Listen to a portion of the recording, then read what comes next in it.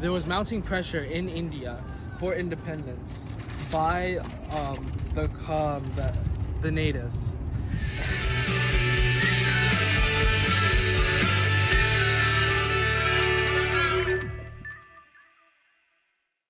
Russia, it all began with the Bolshevik Revolution, where they start protesting against the, I think it was like sort of an empire, monarchy government, and Russia ends up dropping out of World War One.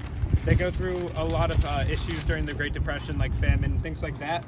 So then comes in state-led industrialization under Stalin and Lenin, and what they're trying to do is they're trying to, they want to establish a communist agenda, and then since like they established a communist agenda, there's like a panic because a lot of like other countries want to end communism, and then the Cold War starts after World War II. They're in a bad economy, and then they end up fighting, and then the economy gets stagnated. Okay, under Stalin, under Khrushchev, all right, and it gets stagnated, and then Gorbachev comes in there. He's like, all right, this is like communism, a lot of communism. Let's kind of lay off on the communism. Let's start some privately owned businesses, okay? And then with these privately owned businesses, they're like, well, we can start the privately owned businesses, but you're gonna have to fund them, and you're gonna kind of have to do it all yourself. So then not as many people actually wanted to do the privately led businesses because they'd often fail. And then their economy fails again, all right? So this is kind of bad.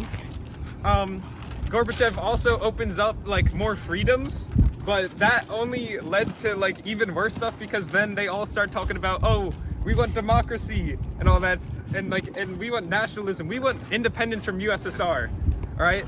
And then these proxy countries, the communism in their countries, they collapse, all right? So they're just like, it's like, oh shoot, communism, this bad economy, all this stuff, it all starts failing, and then the USSR collapses, and that's the end of the Cold War.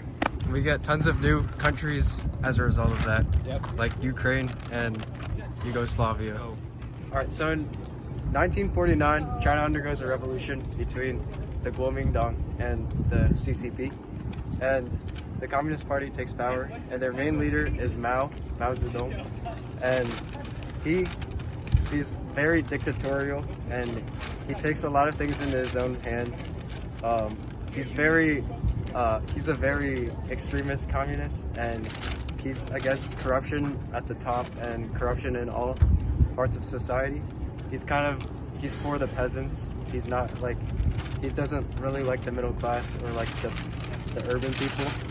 Under Mao, there's a great leap forward with central planning, self-sufficiency, and heavy industry.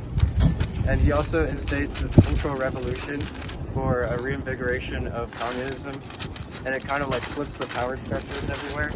Like teachers are now above students, and like farmers are like bigger than landlords and stuff.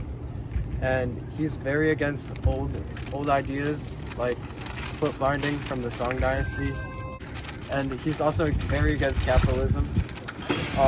And all this leads to a terrible economy, and Deng Xiaoping takes power.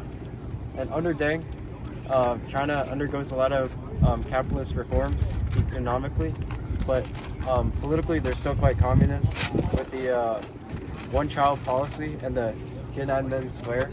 Nothing happened.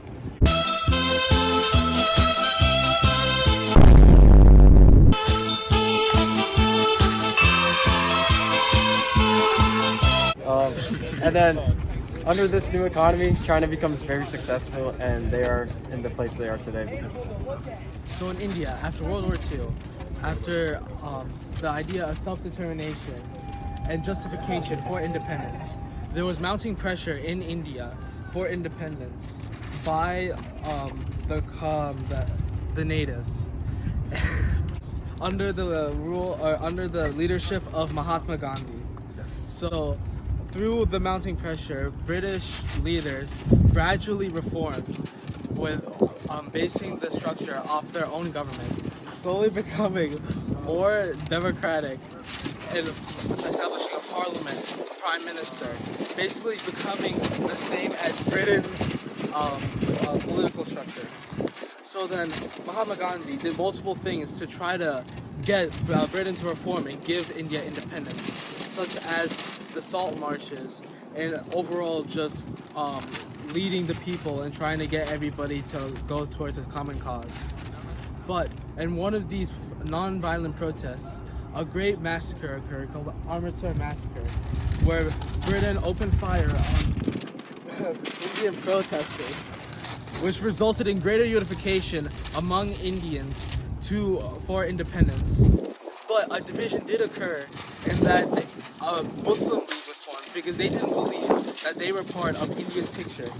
And after great tension with the Indian National Congress and the Muslim League, Pakistan was formed with the partition of India, resulting in multiple violent events because of relocation, because of the partition. And then after that, a new country was formed because there was a division between India and Pakistan. And that resulted in the new countries, Pakistan and India. Well, now, before it used to be harder as they were agricultural, but they have industrialized and become more of an industrialized economy. But it's still developing as there is still corruption in the economy and there is still inflation.